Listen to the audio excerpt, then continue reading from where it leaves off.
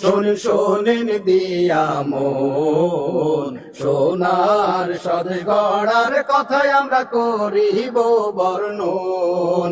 শোনেন দিয়া মন সোনার সদে গড়ার কথায় আমরা করিব বর্ণন।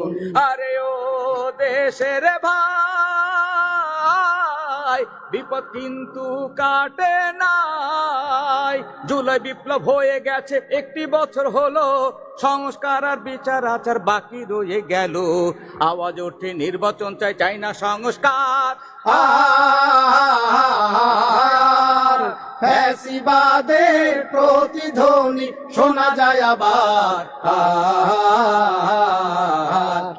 শোনেন দিয়া মন 7টি দফা দাবির কথায় আমরা করিব বর্ণন।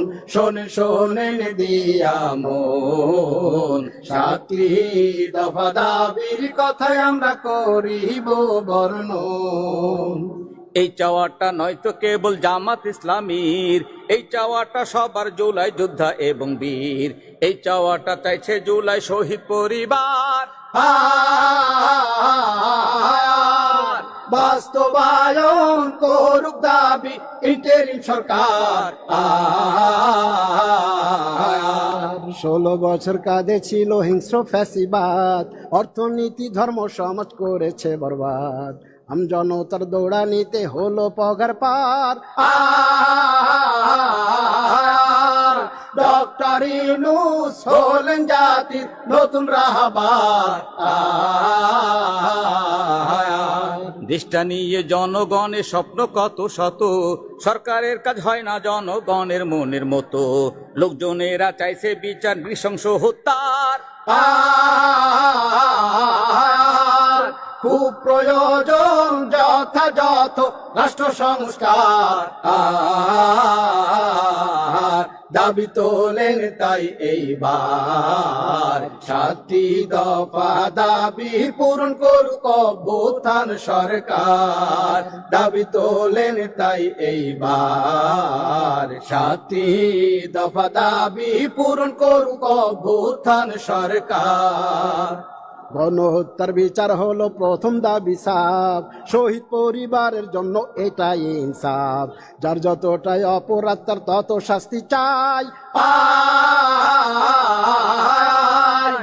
এমন সাহস যেন সামনে না করে কেউ ভাই।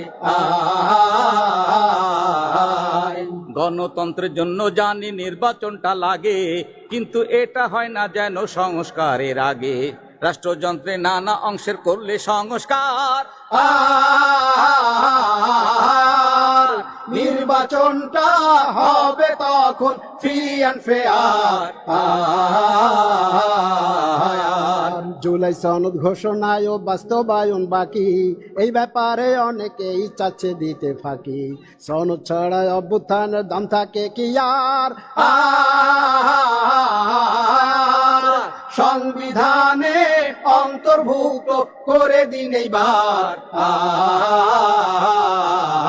ভেবে দেখুন আর একবার, দেশে যদি ফিরে আসে আবার ফ্যাসিস্ট স্বৈরাচার। ভেবে দেখুন আর একবার, দেশে যদি ফিরে আসে আবার ফ্যাসিস্ট স্বৈরাচার। আহতদের ধরে ধরে দেবে তারা ফাঁসি, শহীদ পরিবারের জন্য হবে সর্বনাশী। পুলিশ হত্যার জন্য করবে সকলের বিচার।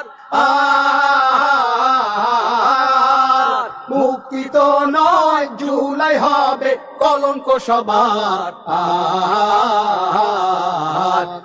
শোনেন ভাই আর বোন, 4 নম্বর দাবিটার কথা এইবার করিব বর্ণন।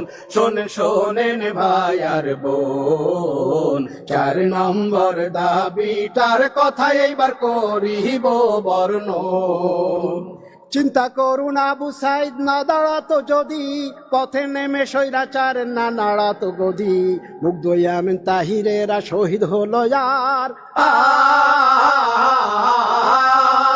গুলির মুখে বুক পেতে দেয় হাজার সাথী তার।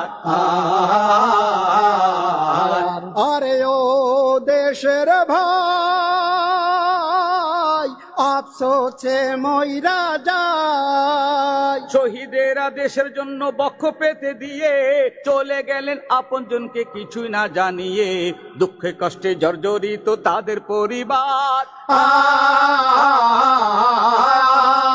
ধুকে ধুকে চলছে তাদের অভাবের সংসার। আহতদের চাকরি বাদা ব্যবসা সবই শেষ, আহতরা জেনেছিল সবার আগে দেশ, অকাতরে করেছিল হাত পা চক্ষু দান। পুনর্বাসন চাইছি তাদের আর সাথে সম্মান। আরে ও দেশের ভাই নির্বাচনে সংস্কার চাই। বিয়ার মানে প্রপোর্শনাল রিপ্রেজেন্টেশন, আসন হবে যার যতটা জনসমর্থন, সবার ভোটে লাগবে কাজে ব্যালেন্স হবে আর। কুক্ষিগত করবে না কেউ অ্যাবসোলুট পাওয়ার। প্রবাসীরা আমার দেশের সবচেয়ে বড় বীর, ফরেন রেমিটেন্স পাঠিয়ে দেশ রাখে সুস্থির। দেশের নেতা নির্বাচনে তাদের মত দরকার। দিতে হবে প্রবাসীদের ভোটের অধিকার। ভেবে দেখুন আর একবার, সুষ্ঠু নির্বাচনের জন্য দেশে কি এখন দরকার।